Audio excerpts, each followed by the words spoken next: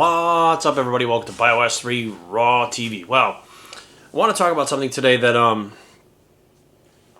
many of you are gonna see how this works very soon when you get back to the gym. We've always had those flexible dieters that and they're actually flexible dieters, but they use like flexible training too. I don't know. They don't call them flexible trainers. They're just like flexible. Let me explain what I mean. So flexible dieters will say a carb is a carb and there's no difference, and a protein is a protein, a fat is a fat, and there's no difference. That's what they'll say. Like, they're all interchangeable, your body doesn't know the difference, etc. They're also the same ones that'll be like, wow, cardio is cardio. Doesn't matter whether you go fast, slow, outside, like, it doesn't fucking matter. Like, you could do boxing for cardio, you could play basketball for cardio. We know that basketball is not cardio based on all the shit I got for that video before. But I think people are going to actually see now, after the quarantine, when you've been removed from the gym and you've been doing the walking outside, they're finally going to see what I'm talking about. People are actually going to get a first-hand knowledge because they're going to see going from one way of doing something to another. One is not only more efficient, but the results come faster. So while it's true that walking is walking and you're burning calories both ways, one of them is going to be much more efficient, the treadmill, at spiking your metabolism, burning more calories after the fact than just walking outside. Even if you did the same amount of time and tried to keep the same pace, the problem is, pace-wise, if you go on a treadmill and walk at 3.6, how are you going to walk 3.6 outside? You're not. You're going to go up and down hills. You're going to slow down. You can't keep yourself on the same type of intensity that you would on the treadmill. On the treadmill, you fall off. Now, I didn't have any... Well, we have the elliptical behind me, obviously, Aaron's elliptical. So I don't do the elliptical. I tried to do it the first day we went on quarantine. I did it. My knee and my hip hurt so bad. Like, I have problems with my knee from long, complicated story. Smashing somebody in the head with my knee over and over again. I destroyed the soft tissue in my knee. And certain things bother it. Like, I cannot squat. I can squat, but I can't squat heavy. I can't do the elliptical. Stairs I can do if I can get my weight over my heel properly and push off it with my glute. But if I go flat-footed on a stair mill or something like that, that gives excruciating pain. Even when I walk up regular stairs, I have to be careful about how I step up on them. So my wife found something called the walking pad. And you guys saw... I found it. My wife ordered it. And we started using the walking pad. And to my surprise, but to my wife's also... And my wife is hardcore. She never misses her walk. She goes out. She's on point. We have not missed a single cardio session since the quarantine. We have not skipped anything. We do the same thing. We do 30 minutes of cardio twice a day. Switching to the walking pad, her weight dropped suddenly. And mine went down so fast, just in doing the same thing, that I have now eliminated cardio out of my program. So now I'm back in the gym also. I just started last week. But even before that, I was having to cut back on the cardio, because just by going from the road walking to the walking pad, which you can now set set a speed and stick to it, the metabolism spike is so much different that my weight was falling so fast that I stopped doing keto. I got off the keto diet because I went from 189 down to 187 like in 3 days. It was real fast, and I was like, oh shit. The only thing changed, I hadn't even gone to the gym yet and trained with weights. I was still training with rubber bands. Macros were the same, the walking pad. I immediately went off keto, started to eat carbs. So I eat roughly 3 meals a day now. Still intermittent fasting, but I eat like 4:30, 5 o'clock, about 9 o'clock, and about midnight. I added 30 to 40 grams of carbs to each meal, which is a lot because I was eating as close to 0 carbs. I was having beef, chicken. I really wasn't having any carbs at all before. Not even the food I was eating didn't even have any carbs. I wasn't even getting any fiber. And immediately, my weight was still dropping while I was adding the carbs. And I was like, shit, I need to open that eating window up even more. So now I'm eating at about 3 o'clock instead of 5 to about 1 in the morning.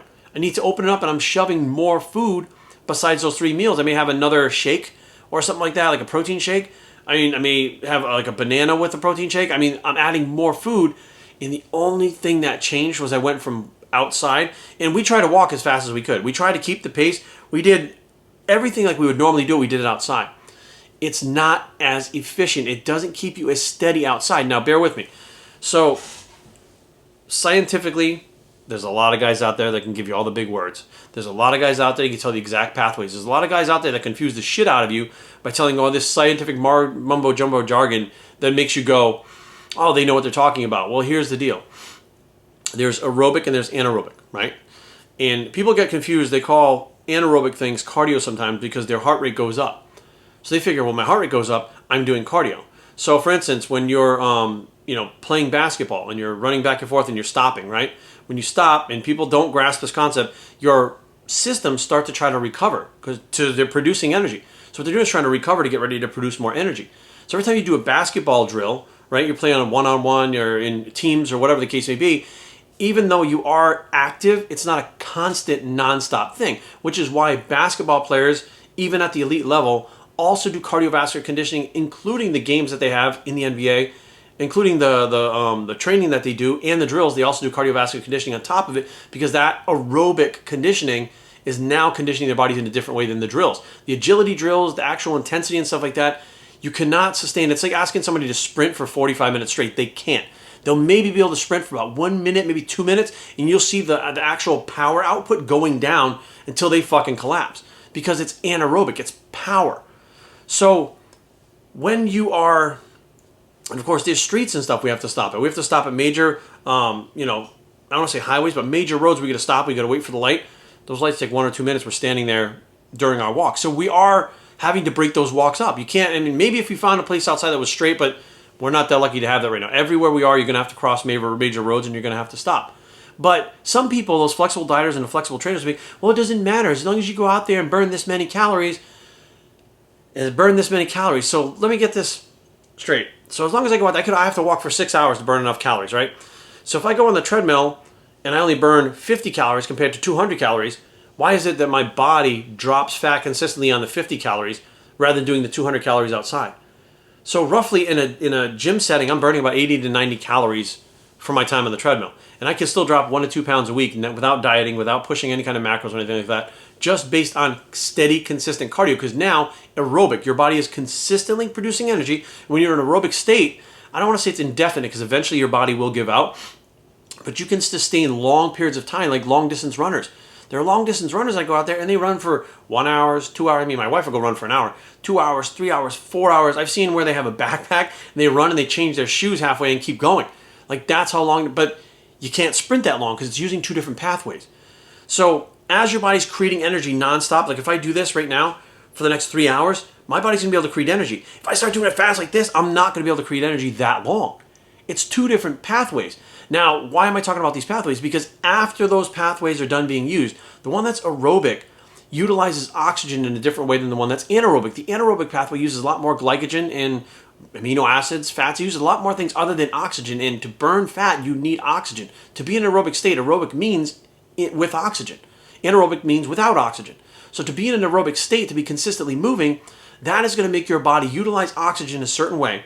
When you're done, your body continues to use that oxygen at an accelerated rate and mobilize and use fat while at rest than if you were in an anaerobic state having to stop all the time. Yes, you'll burn calories, and you may even burn the same amount of calories with anaerobic and aerobic, but the fat loss will be different. It's not just about the calories. Everybody likes to say calorie deficit this, calorie deficit that. You're not understanding. You could take in the same amount of calories, walk outside or walk on the treadmill for the same amount of time at the same speed, but outside when you're stopping, it will actually cause your body to not be able to do what it needs to do aerobically nonstop for an hour like it would on the treadmill.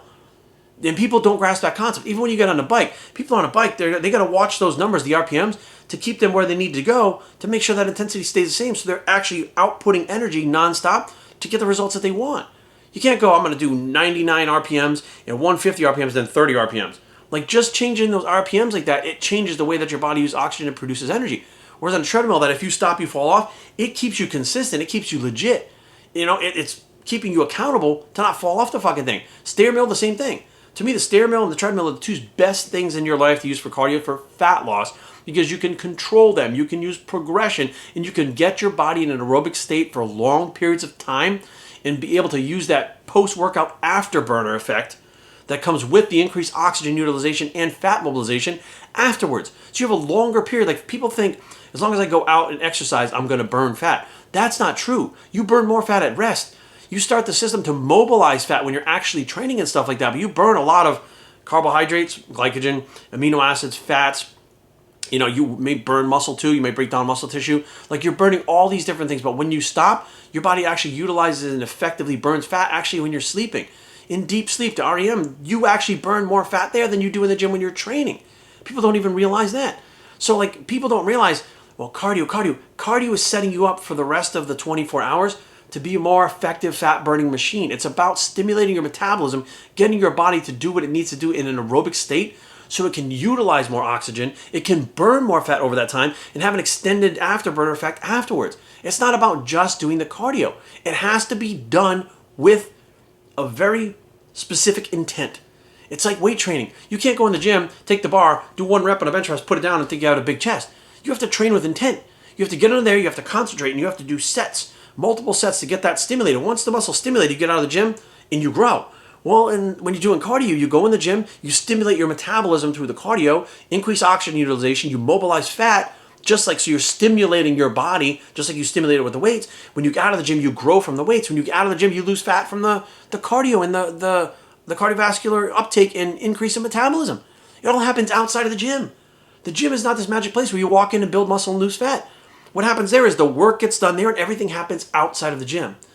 So I really said, after this, I think a lot of people, what they're doing is because people are struggling right now like crazy. I have people contacting me every day being like, Jerry, man, I'm doing my fucking cardio, I'm dieting, I'm doing my training, like, my body looks like shit. What is going on? I said, what are you doing for training? Well, I use these rubber bands. I'm like, okay, it's not the same as resistance. It's just not. I don't care what you say. When you leave those rubber bands and get back into the gym, your whole world is going to change. Trust me, like, you were forced into the rubber band thing and don't realize that you were going backwards with the rubber bands. So it's like an easy transition. When you got to go back to the gym, all that strength ain't going to be there. Your physique ain't going to be. You're going to realize how little those rubber bands are actually doing when you get back in there in your first workout. You're going to be like, oh shit, I was barely doing anything. So that's one reason why your physique is not looking the way you want. It's not responding. The other one is the cardio is not the same. People are all walking outside, which is great. I want to walk outside because I want to be out in nature. I want to be out where it's nice in the sun. I take my dog for a walk. Me and my wife go for a walk. I like being out because it gets you out of the house. However, when you start walking on a treadmill again, even the elliptical my wife uses, she get on the elliptical. When you set that walking pad, she's getting better results with the walking pad than the elliptical because the elliptical doesn't keep her on that straight and narrow. She can slow up if she's tired and she's not paying attention. It will slow down. Not pushing that intensity means that workout, if you got 20 minutes and for 5 minutes your intensity is not up, guess what? You lose that 5 minutes intensity-wise. You're not going to get as much out of it as if you did that extra 5 minutes and have the full 20 minutes. Like, you're getting out what you're putting in. And that treadmill and that stair mill keeps you more stable on the aspect that you are getting more out of the time that you're doing because your body is in constant motion, forcing it to access hormones, getting your body to change hormonally to access more fat and mobilize more fat. The worst thing you want to do after you've done cardio is eat anything. Your body is now mobilizing fat, not necessarily burning fat. As soon as you start eating, insulin levels start to go up. There's a bunch of glycogen. If your body has a choice between body fat and glycogen, you just fed it. That fat you just mobilized while you're fucking doing your cardio, guess what? Your body's going to use up those carbohydrates. If it uses up the carbs that you put in there and there's plenty of carbs to go around, that fat gets redeposited. Like, people are spinning their wheels. Like, they don't even understand how it works. And yes, I've done some sensationalism stuff before, like the cardio is not basketball. That was to get people's attention because I wanted them to understand, right? And it caused a bunch of shit, and I get that.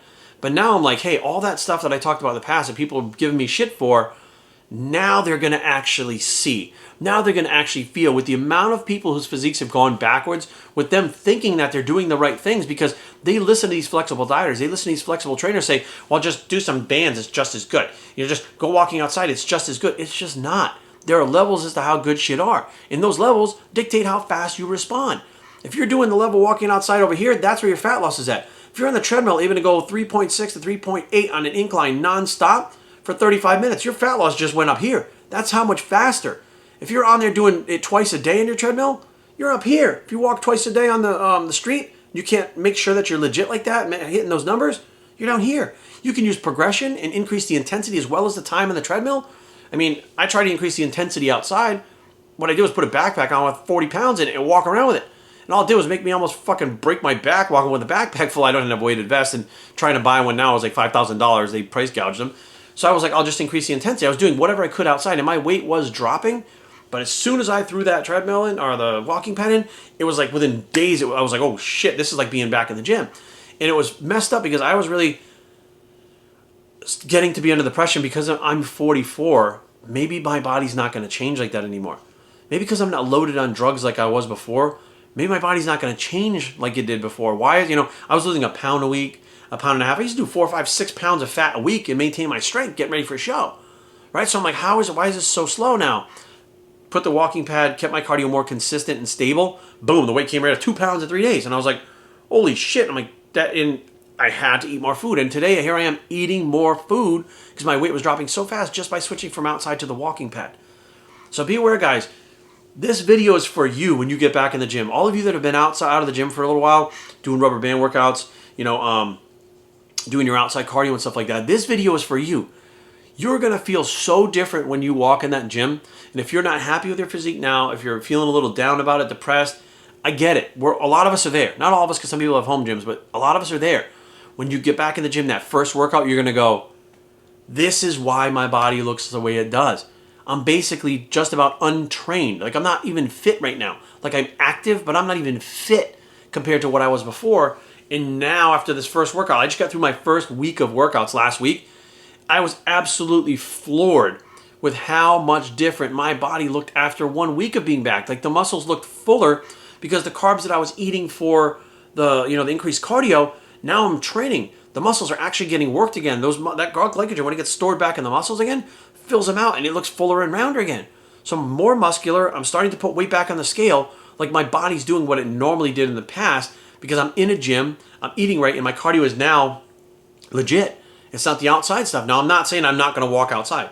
There are days where I'm still going to walk outside, but it's not for results because I want to take Brady for a walk. It's because I want to walk outside with Aaron. It's just a walk. It's activity. It's not cardio for me anymore. Like, that workout outside, that cardio workout outside that I've done for 3 months was basically for nothing because I went to keto, and keto controlled my weight, and keto was bringing my body down, not that outside cardio. As soon as I added real cardio in, I had to go off keto. I had to switch reverse gears very quickly to stop to make sure that I didn't drop more muscle. So now I'm back in the gym training.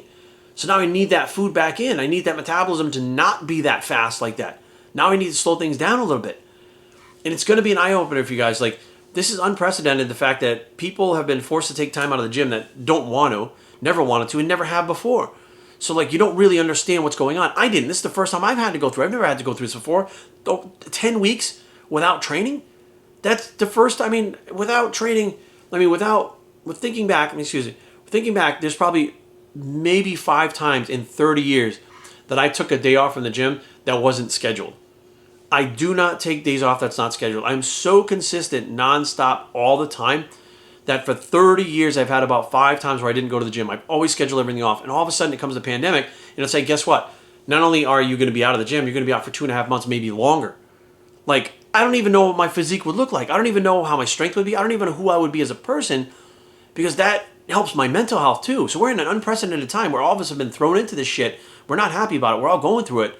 But I promise you guys, have no fear. When you get back in that gym, if you're watching this and you're into bodybuilding and you're a gym goer and you're fit, you love the fitness lifestyle, it's coming, guys. It's coming back. And you're going to see how much you missed it and how much different it is. And your physique will come back. You'll feel better. It's just a bad time for all of us. And I want you guys to understand it's all of us. It's me too. And it took me until last week to realize what the fuck was going on. Because like everyone else, I just assumed, after 30 years of doing this, that I could get by for a couple of weeks, which it would have been a couple of weeks, but we're 10 weeks in. Now we're forced to keep doing that little get by for 2 weeks with some rubber bands, some outside cardio. My physique wouldn't have changed that much. My strength would have gone down that much. I wouldn't have fucking had to worry about it. Extended another fucking 8 weeks, and now we're up to 10 weeks. I'm like, what the fuck is going on? Like, my body's not doing what I want it to. Yeah, it's going down, but like, the muscle's coming off like fucking crazy. Like, what the hell is going on here? And now I understand it fully because, again, this is something that we couldn't plan for. We didn't really know. And it's like you have a theory, right? You have a theory as to why it's happening, but until I actually went back to the gym and started the walking pad, it was just a theory. But now it's backed by actual actions, although anecdotal. I know my body. I know what's happening. I know what I feel. I know how it's responding. I know why it's responding. So I don't need to study to tell me what's going on. Over 30 years, I understand what's going through my body now. And the feelings that I'm feeling when my body would normally change when I was in the gym are happening now. They didn't happen for 10 weeks when I was fucking around out there walking around. They didn't happen for 10 weeks when I was playing with those bands in the fucking other room. It did not happen. It is different, guys. I promise you, no matter what anybody says, I don't give a fuck what people are selling. I don't give a fuck what these trainers out there say, oh, you can do it. Fuck them. Those people that are fucking telling you that shit are full of shit. They're either training in fucking home gyms, all right, or they're loaded on fucking drugs, not telling you about that. If you're natural, been fucking around with rubber bands, you're not going to look the way you did in the gym. That's just all there is to it. But it's not your fault. I guess that's the real take home I want to put out here. It's not your fault. We're all going through it, and it's coming to an end soon. So hang in there, guys. I understand what you're going through. I get it 100%. I feel you. I went through it. I'm going through it. but the light at the end of the tunnel is here, okay? And when you get out there and you feel that light on your face, meaning back in the gym, it's going to make everything go away, I promise, guys. BodyStreetTraining@gmail.com. Leave comments down below, but don't fight. BodyStreet.com is the blog. It's coming soon, guys. Bicep. And we are, what's bigger already? Fuck. And we are out.